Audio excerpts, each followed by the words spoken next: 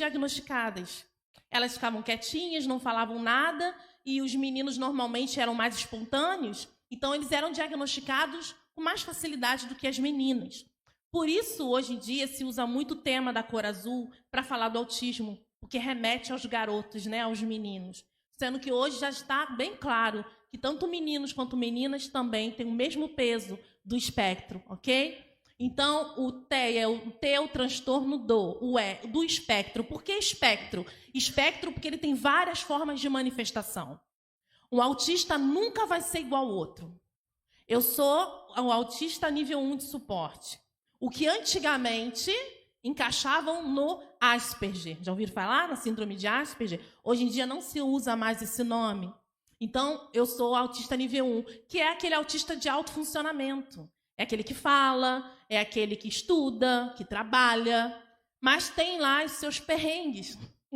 Tem suas dificuldades de socialização, dificuldades de aprendizado e vários outros tipos de dificuldade. Esse é o nível 1. E esse é o que o pessoal fala que a gente não tem cara de autista. Né? Como se autista tivesse cara, enfim, né? Mas dizem que a gente não tem cara. Temos o 2, o nível 2 e o nível 3, que antigamente as pessoas falavam que era um nível severo, né? Nível 3. E por que suporte, né? O suporte, a palavra suporte, ela depende do tipo, do nível de suporte, de ajuda que aquela pessoa vai precisar. Então, eu sou um nível 1 de suporte, eu tenho um nível mínimo de suporte. Eu vou precisar de suporte para algumas coisas, mas é mínimo. O nível 2 já precisa mais, o nível 3 já precisa mais, certo? Só que eu conheço pessoas de nível 1 de suporte como eu, que precisam de mais suporte que eu. Por quê? Porque é um espectro. Então, dentro do nível 1, tem vários tipos de autista. Por isso, a gente não pode categorizar naquela linha muito retinha, porque é um espectro, ok? E quando a gente fala de espectro, é como se fosse um espectro de cores, já viu? Aquele arco-íris, aquele espectro de cores. Usaram agora esse termo do espectro com esse espectro de cores para falar do autismo, porque ele é diverso, ok? Próximo. Como acontece? Eu trouxe esses slides, gente, com perguntas que normalmente as pessoas me fazem, que eu acho que fica mais fácil da gente entender o que é isso, ok? Então, vamos lá. Como acontece? O autismo é um transtorno que afeta o cérebro em diferentes formas, alterando as conexões e microestrutura cerebral. A mulher está grávida. E aí, no 3º mês de gestação, o bebê já está formadinho, bonitinho. Ele só vai agora ganhar corpo. Ele vai crescer e fortalecer dentro do útero, certo? Quando chega lá para o 6º ao 8º mês, os neurônios já estão bem formadinhos também. Mas o que acontece com a criança autista nesse período? Ela produz neurônios além do necessário. Aí entra o transtorno do espectro autista. Ela tem neurônio demais. E essa criança vai crescendo até o período em que ela vai nascer. E esse neurônio ele não é podado pelo organismo. E ela nasce com excesso de neurônio. Então, todo o cérebro dela vai funcionar de forma diferente. Se a gente sente cheiro, o autista sente demais. Se a gente ouve, o autista ouve demais. Se a gente sente, o autista sente demais. Tudo é demais por causa desse excesso de neurônio. Por isso, a gente diz que o autismo é um transtorno do neurodesenvolvimento. Porque enquanto o bebê está dentro da barriga, isso vai desenvolvendo. É importante falar isso porque tem gente que diz o seguinte, que a pessoa se torna autista porque usa muito celular. Mentira. Não existe isso, ok? Ou se torna autista porque tomou vacina. Mentira também. Ou se torna autista porque a mãe usou uma substância. Não, gente, não é isso, tá? A gente vai perceber isso bem aqui. Próximo. O que causa o autismo? O autismo pode ser de causa genética ou ambiental. A genética é quando vem dos pais ou dos familiares. E os ambientais são as intercorrências da gravidez. Aí sim a gente vai falar. Genética. Pai ou mãe que é autista e não sabe, pode gerar um bebê autista. Certo? Ou, de repente, ou os dois, ou só o pai, ou só a mãe, Ou então, na família, na árvore genealógica da família, tem alguma pessoa dentro do espectro e não se sabe. E aí a criança pode nascer geneticamente com o autismo. Então, tem a ver com os genitores e tem a ver com a cadeia familiar daquela criança, tanto do pai quanto da mãe, certo? E os fatores ambientais? Por isso, mamãezinha, você tem que fazer o pré-natal na gravidez. Porque os fatores ambientais acontecem como? Acontece da seguinte maneira. Dependendo do tipo de gravidez que você tenha, você pode ter uma mutação genética ali, naquele momento. A mutação genética ela pode acontecer mesmo quando os pais não são autistas.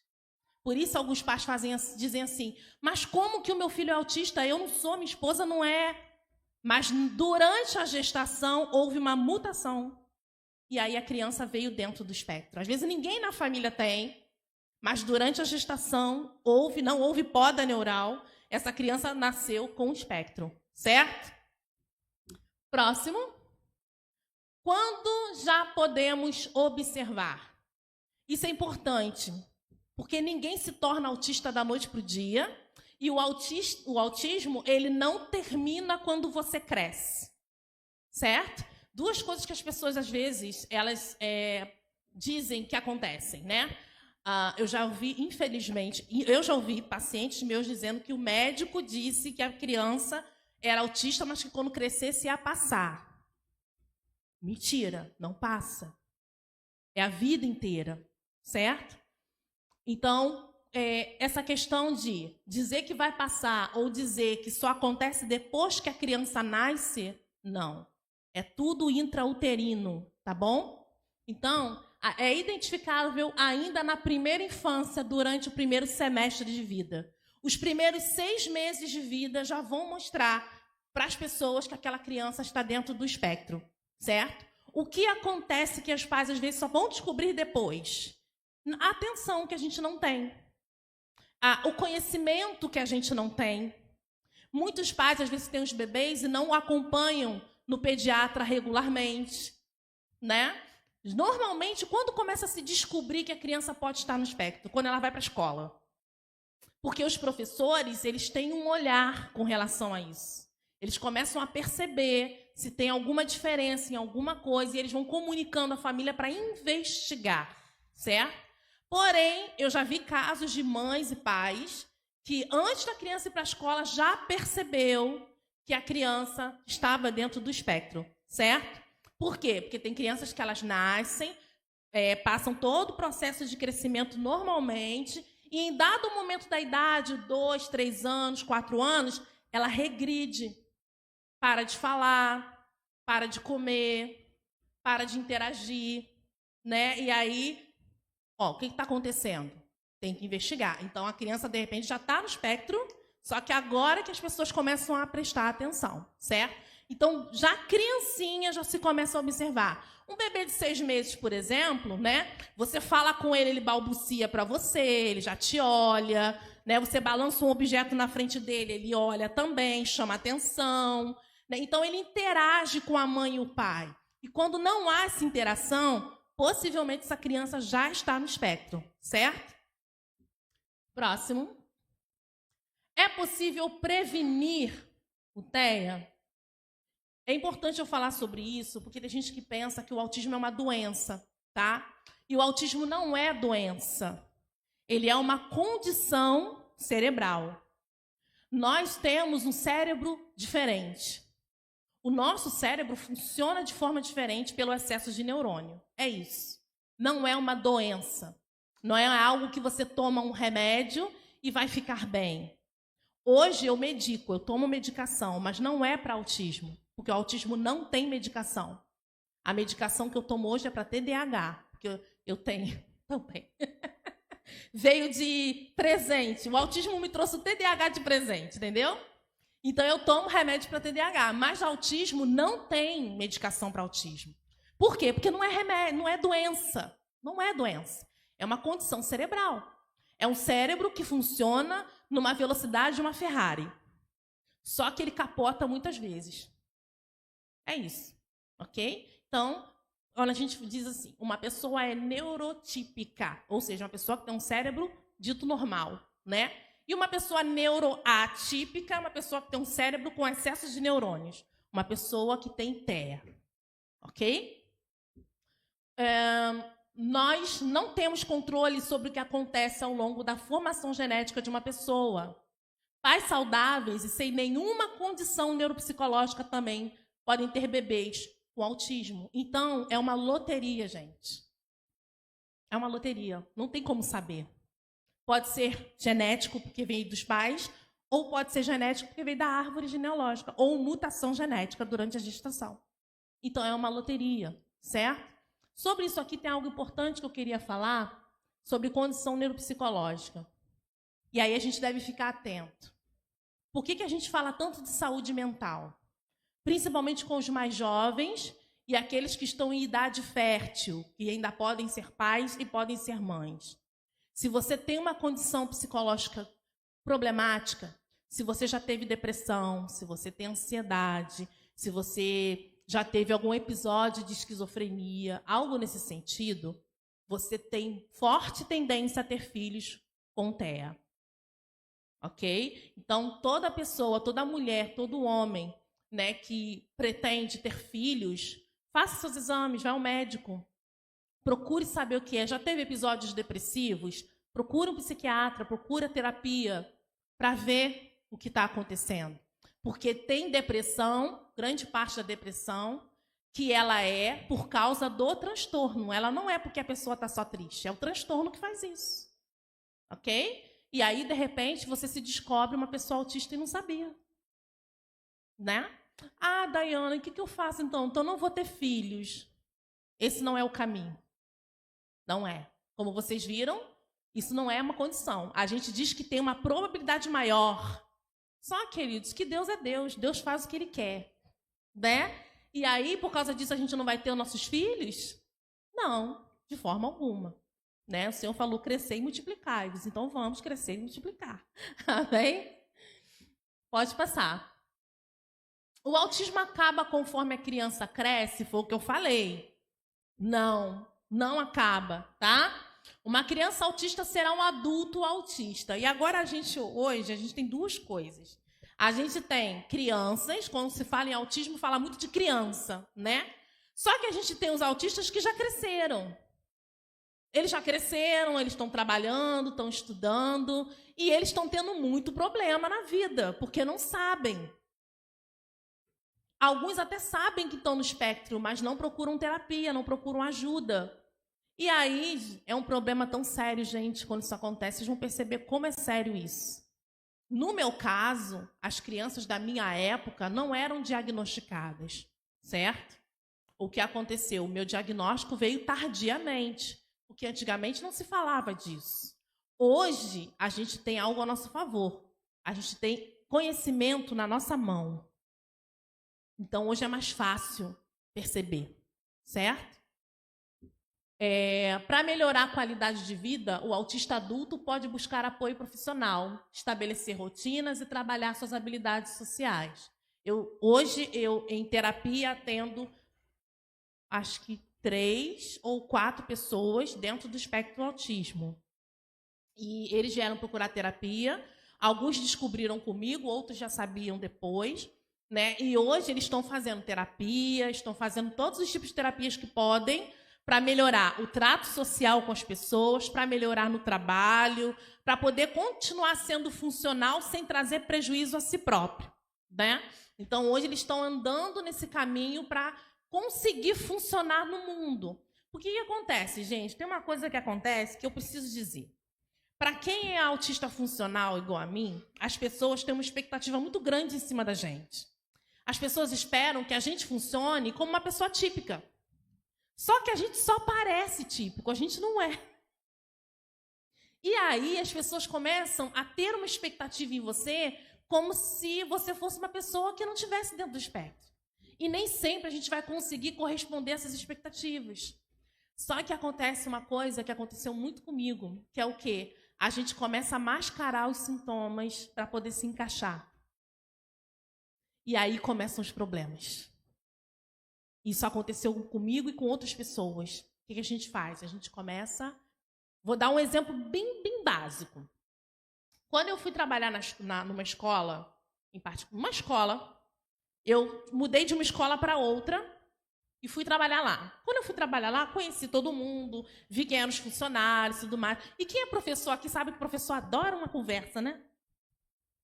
E aí eu cheguei lá, comecei a trabalhar, me apresentei para todo mundo e eu achei que aquilo já era mais do que suficiente. Já me apresentei, já falei quem sou. Ok, acabou. E um belo dia eu estava no banheiro e a sala dos professores ficava do lado. E até então, para mim, estava tudo bem. Tudo bem. E aí eu ouvi duas professoras conversando do lado de fora assim. Ela chegou agora. Mas ela é estranha, né? A gente está aqui reunido, ela não senta aqui com a gente, não conversa com todo mundo, né? Ela fica lá na sala dela. Aí eu, pronto. Vamos lá, vamos vestir a máscara, né? Da boa colega de trabalho. E aí eu comecei a frequentar as salas dos professores, sentar junto com elas e ficar ali. Mas como isso era cansativo. Como era cansativo. Porque eu queria ficar na minha sala. Sentadinha, fazendo minhas coisas. Não era nada contra ninguém, eu só queria ficar na minha. Mas como eu vi que isso estava gerando uma tensão, vamos lá, respira fundo, Dayana, vai lá, vamos socializar. Senta lá na sala com todo mundo, vamos bater papo, vamos conversar, vamos rir. E aí você acaba criando um personagem para viver bem com todo mundo.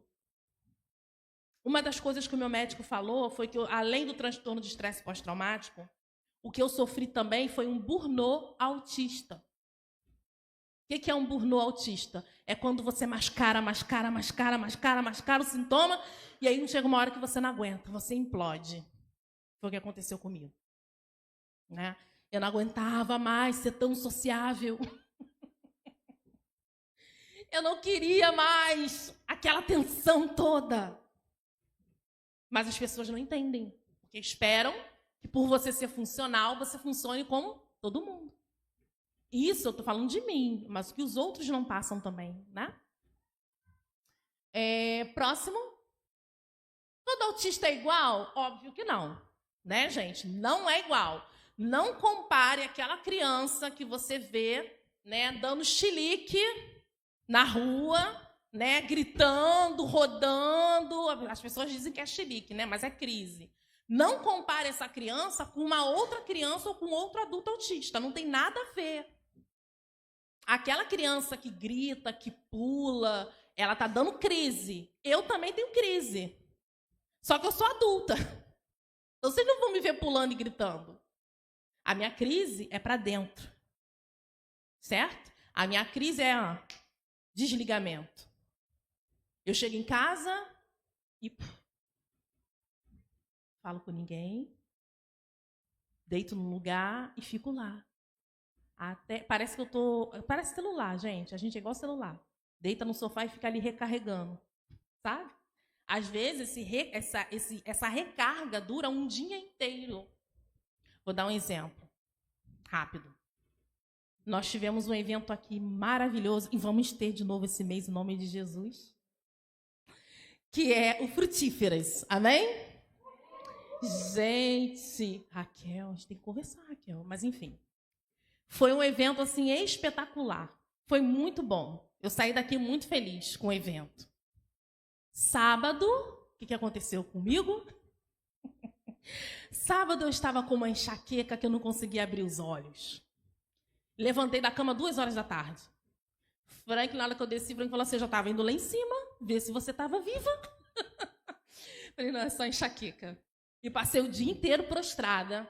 Mas eu já sabia que era o quê? A gente teve muita interação. A gente conversou muito. Era o tempo inteiro. E Deus é bom, né? Veio uma mulherada aqui, né? Gente, isso aqui lotou, foi muito bom. Né? Mas aí tem o bônus, mas tem um ônus depois, né? Da interação. E aí eu passei aquele dia prostrada. E no domingo eu já estava melhor.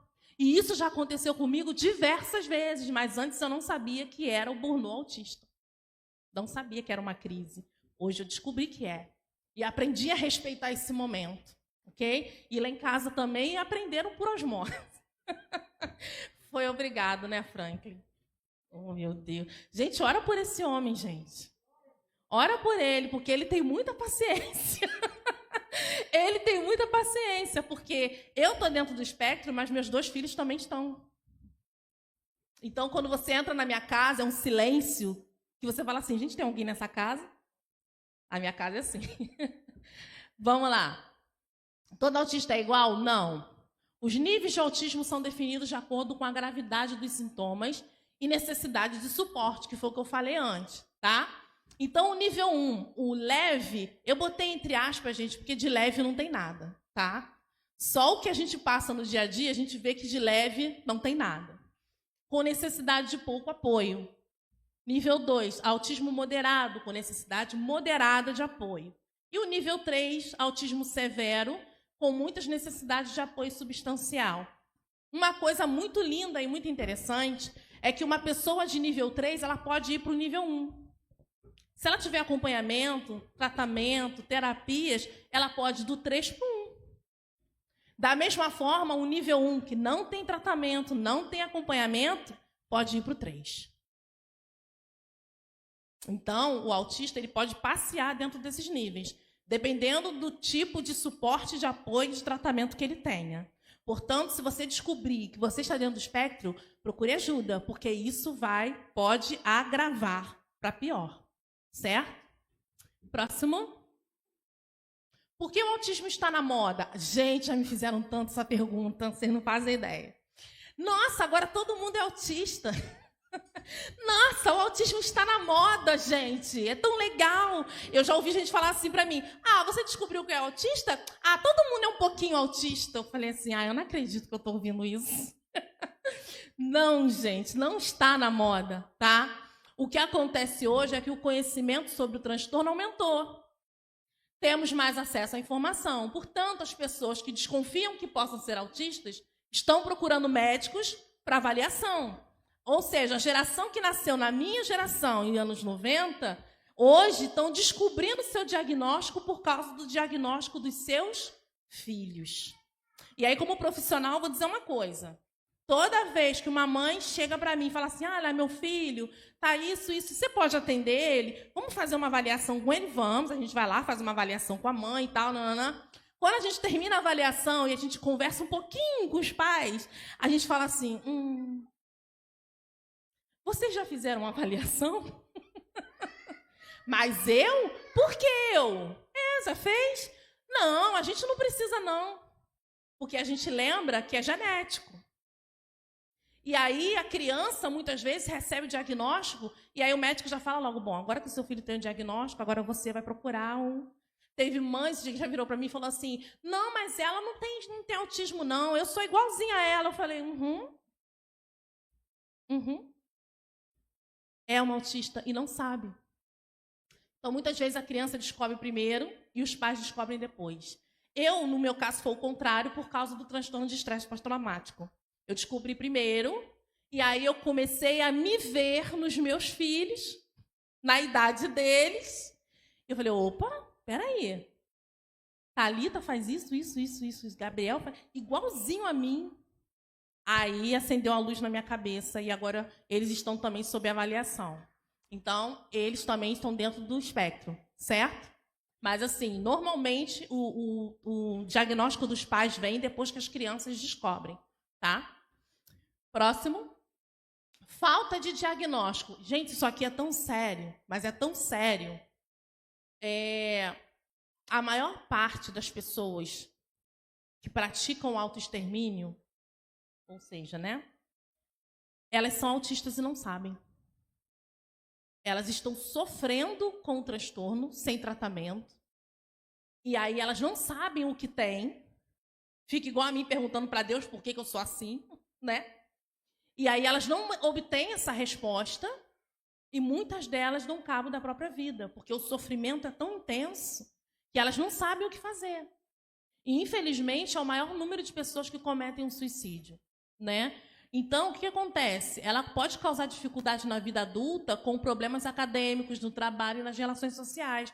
Aí cresce um adolescente, um adulto, que não sabe por que não consegue se relacionar, que não sabe por que não para em emprego, que não sabe por que tem problema tal. E aí ele começa a dizer o que para ele? Eu sou um nada, eu não presto, tudo comigo dá errado. E aí a chance dele entrar numa ansiedade depois, numa depressão, é muito grande. E muitos acabam se matando por causa disso. Né? O que acontece se a pessoa não busca diagnóstico? Transtorno de humor e ansiedade e depressão vem logo. E geralmente quem é autista tem, tá, gente? Vem um combo, né? Vamos dizer assim. Autismo nível 1, popularmente chamado de leve, o suicídio é 9 vezes mais frequente do que nos jovens sem autismo. 9 vezes mais frequente, isso é muito, gente. Mais perdas de relacionamentos, mais divórcios. Os autistas têm tendência a se divorciarem mais, sabia disso? Sabe por quê? Porque ele funciona diferente. Muitos não querem beijo e toque toda hora. E aí o cônjuge pode interpretar aquilo como falta de atenção, falta de amor. Aí pronto, divórcio. Né? Aí entra no relacionamento após o outro e não dá certo, ele não sabe por quê. Demissões dos empregos. Tem emprego que exige que você socialize o tempo todo. E aí, se o autista não sabe que o autista está trabalhando lá, ele vai fazer força para socializar. Mas não vai dar certo. Uma hora vai escapar. E aí, daqui a pouco, ele é demitido, não sabe por quê. Dá problema. Mais solidão, pois não conseguem fazer amigos. O autista gosta de ter amigo? Gosta. Mas, gente, o processo de fazer amigos é chato. Então, a gente prefere não, entendeu? A gente está aberto, a gente gosta de fazer amigo. Mas esse processo de conhecer alguém, começar a entender o que aquela pessoa quer de você, é difícil para a gente entender. Eu, particularmente, já fui muito lesada, gente, por pessoas que quiseram ser minhas amigas. Porque eu não sei entender o que a pessoa tem de intenção por trás daquilo. Eu não consigo. Para mim, todo mundo é bonzinho. Franklin sabe disso. Para mim, todo mundo é meu amigo. Eu não sei entender as entrelinhas. Eu não sei entender quando alguém está sendo irônico comigo. Né? E eu já fui muito lesada por isso. Então, é difícil. A pessoa sofre.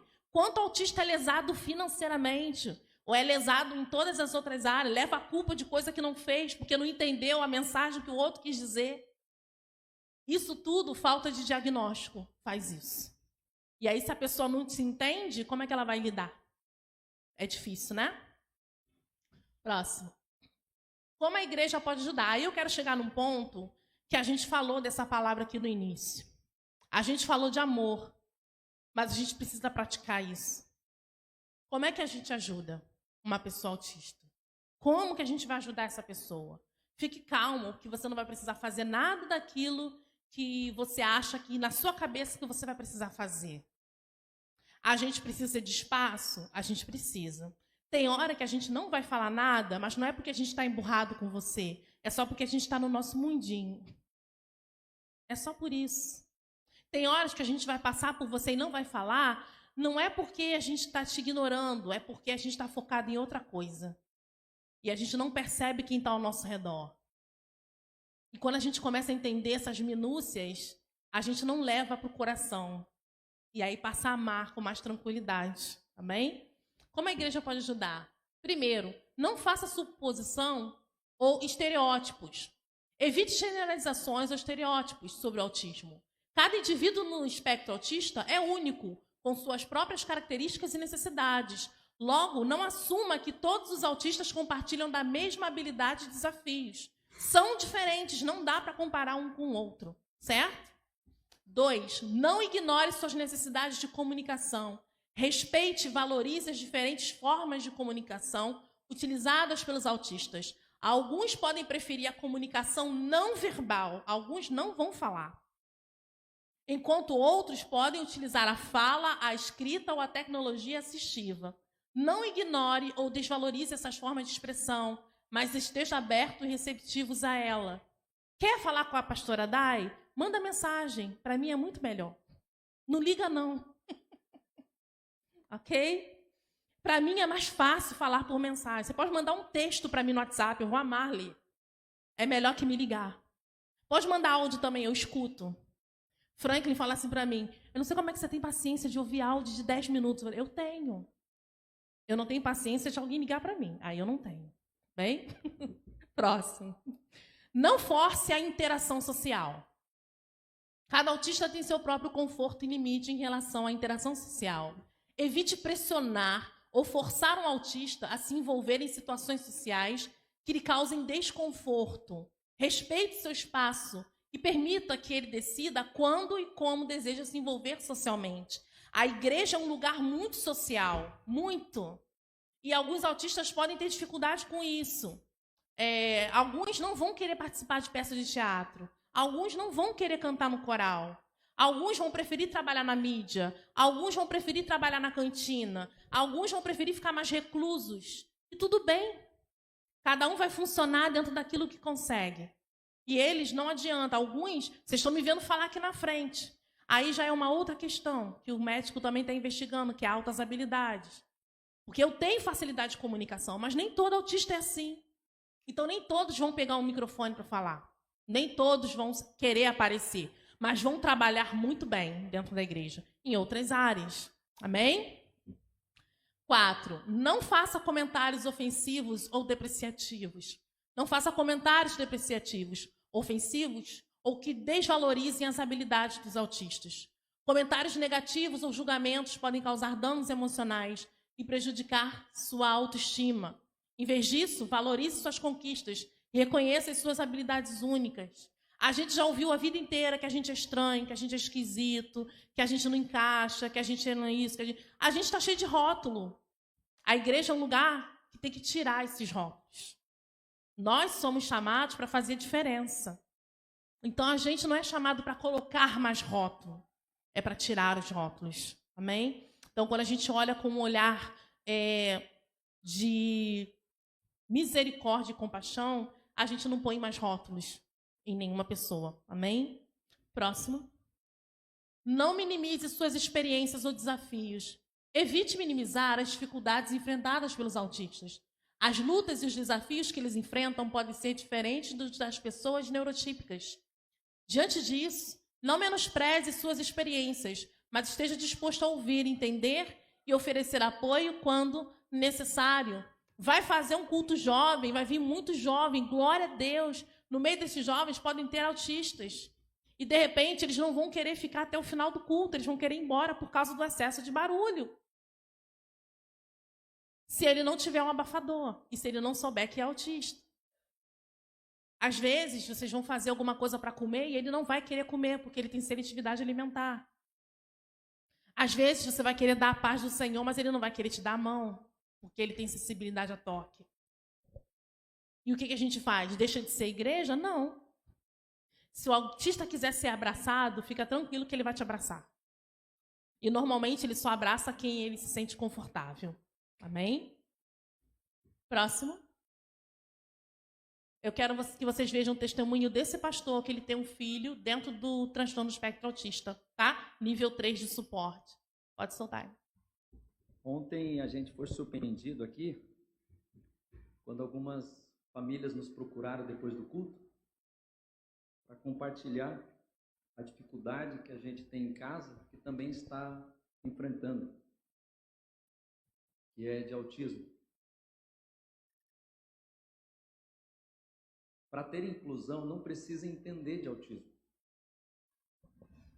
Quando você vê uma criança tendo dificuldade na igreja, não avalie ele mal. Se ele tiver algum comportamento estranho, não queira colocar a mão, querer repreender, achando que é um demônio. De repente é uma maldição que esta família está carregando, por isso hoje ela está tendo um filho autista. Eu não escolhi, foi Deus que me deu um filho autista. O que precisa ser curado não é o autista, o que precisa ser curado é o seu preconceito. Para de querer espiritualizar as coisas demais, que para ter inclusão, às vezes essa mãe não precisa você chegar nela e tentar ensinar. Faça isso, o caminho é esse. De repente esta família só está precisando ser abraçada. Para ter inclusão não precisa saber de autismo. Para ter inclusão é só compreender, ter paciência e aceitar. Você pai, você mãe, você que tem um autista na casa, e ontem como procuraram a gente para falar dessa dificuldade de aceitação, o melhor médico, a melhor profissional, psicóloga, o neuropediatra, a melhor professora é a sua casa. Se ele ter dificuldade lá fora, lute, batalhe, não esconda ele. O Jackson Filho, ele ama estar no meio dos instrumentos musicais. Ele coloca a mãozinha no ouvido e algumas pessoas acham, mas acho que o som está muito alto para ele. Irmão, se deixar, ele entra debaixo do prato da bateria. Ele hoje aqui queria ficar em cima do irmão ali tocando o violão, o grandão aqui, contrabaixo. Sentei com ele no chão. A gente vai nos eventos, os irmãos querem preparar um lugarzinho pra gente, mas ele quer ficar lá do lado da bateria. E lá a gente fica. Ando pra lá, ando pra cá, dou uma seguradinha nele, mas de repente eu solto ele. Isso é inclusão. É não esconder. Quanto mais você falar desse assunto, mais você vai ser curado. Não tenha vergonha. A gente já levou ele quantas vezes no parque, uma criancinha menorzinha que ele, fala, qual é o nome dele? É Jackson. Eu estou chamando ele, ele não quer falar comigo. Ele não gostou de mim? É difícil você responder essa pergunta. Machuca? Dói? Tive muitas frustrações de buscar ele na escola, por exemplo, de ver os pais, e aí filho, tudo bem? Tá aqui. E o que você fez hoje? Pai, a gente brincou, fez um monte de coisa, foi tão legal. E o filho vai compartilhando, entra no carro, vamos compartilhar. E lá vem o Jackson Filho, puxando a malinha, pisa no negocinho lá do álcool, que é o costume dele, ele sai. E aí filho, como é que foi? Ele não fala nada, ele entra no carro, gostou hoje filho, tá tudo bem? E ele não fala nada.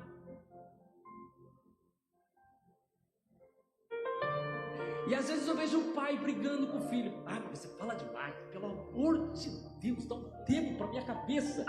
Nunca mais fale isso. Tem uma mãe de um autista não verbal que tudo que ela queria ouvir da boca do seu filho é dá. E nem isso ela ouve. Hoje eu busco o Jackson Filho, ele entra no carro. O que você fez? Ele, tia Pati. Professora. O que mais? Os amigos. Você viu os amigos? O que mais? Brincar. Olha que legal. E o que você fez hoje? Ele demora, mas eu espero. Eu aprendi a ter paciência. Aí do nada ele fala, giz de cera. Eu falei, você pintou hoje.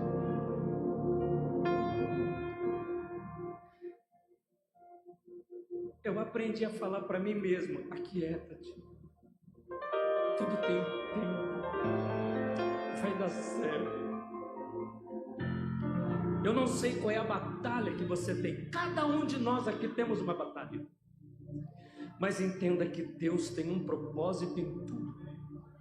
Esta provação não veio para te matar. Esta provação veio para te fazer crescer. Amém? É um testemunho lindo de um pai. Uma vez eu perguntei ao Senhor, Senhor, agora que eu descobri por que eu sou assim, por que o Senhor não me cura? E o Senhor falou para mim, porque você é capaz de me servir assim mesmo. Para mim, você não tem defeito, minha filha. Eu falei, Senhor, mas eu sou muito estranha. E aí ele me respondeu, eu uso as coisas loucas desse mundo para confundir as sábias. Independente do meu histórico, queridos, infância, adolescência, onde eu não tinha nenhum diagnóstico, nenhum. Só Deus sabe que eu passei sem diagnóstico. Mesmo o diagnóstico vindo tardio. Hoje eu converso com a minha filha, eu falo assim, você é autista?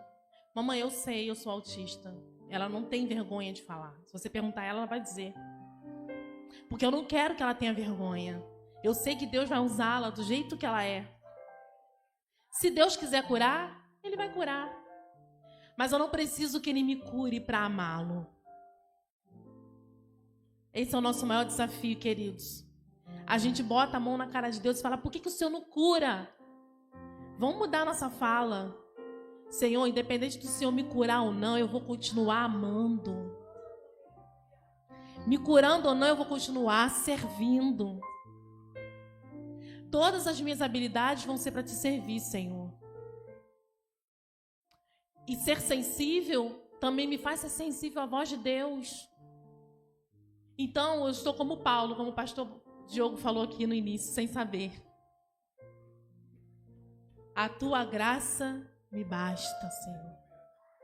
Tua graça me basta. Eu tenho uma amiga que ela tem um filho autista, ela não é aqui do Rio. E essa mulher sofreu muito nas igrejas, muito. Hoje ela é desviada, infelizmente. Toda a igreja que ela ia com o filho dela, sacudiam aquele garoto, jogavam óleo naquele garoto, expulsavam o demônio daquele menino. Diziam que o demônio saía do corpo dela e entrava no garoto. O menino era autista. Hoje a última coisa que ela quer é entrar numa igreja, infelizmente. Sofreu muito. Mas eu creio que um dia ela vai voltar.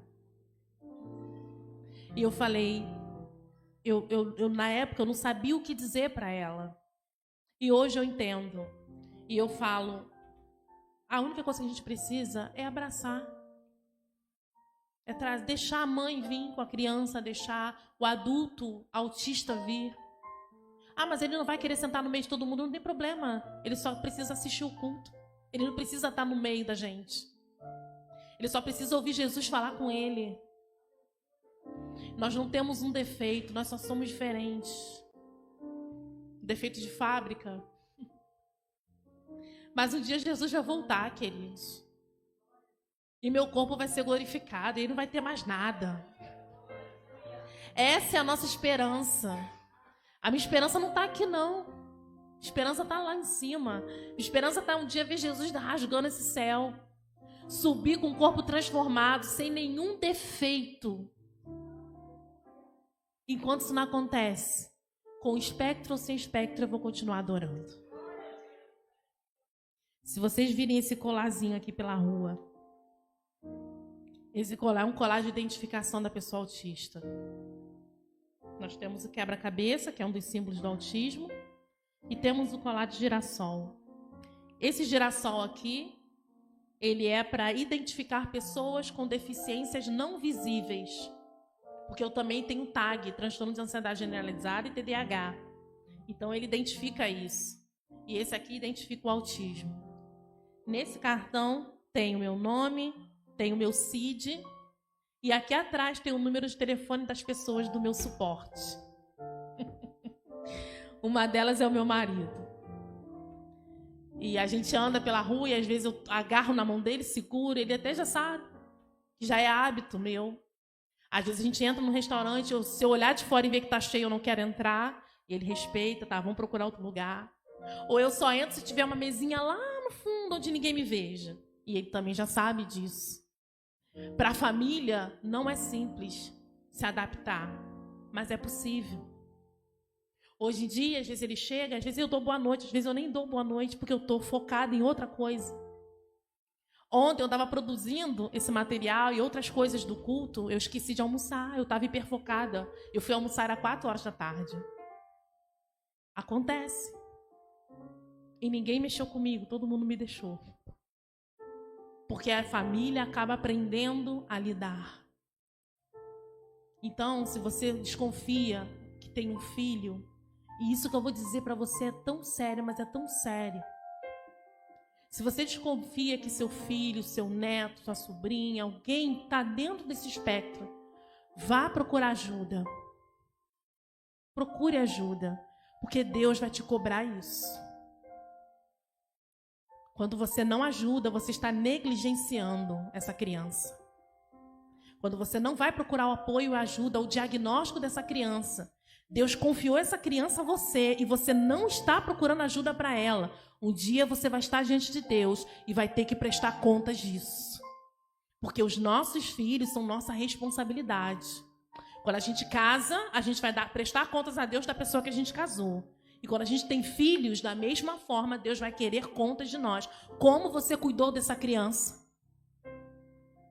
Infelizmente, eu já tive que lidar com mães e pais fingindo que o filho e a filha não tinham nada. E muitas vezes, depois da sessão de terapia, eu chorava, eu falava, Senhor, abre os olhos desses pais, não deixe eles fazerem isso com essa criança, não. Porque eu sei o quanto me custou crescer sem diagnóstico, queridos. Eu sei. E hoje não tem mais necessidade disso. Qualquer Google que você dá, você tem informação. Não tem mais porque uma criança ficar sem diagnóstico. Ela só fica se os pais não quiserem buscar. E se os pais não quiserem buscar para fingir que não está acontecendo nada, um dia Jesus vai cobrar de você. Isso é muito sério. Não deixe essa criança crescer um adolescente e começar a ter depressão, começar a ter transtorno de ansiedade, começar a ter um monte de coisa porque não tem um diagnóstico.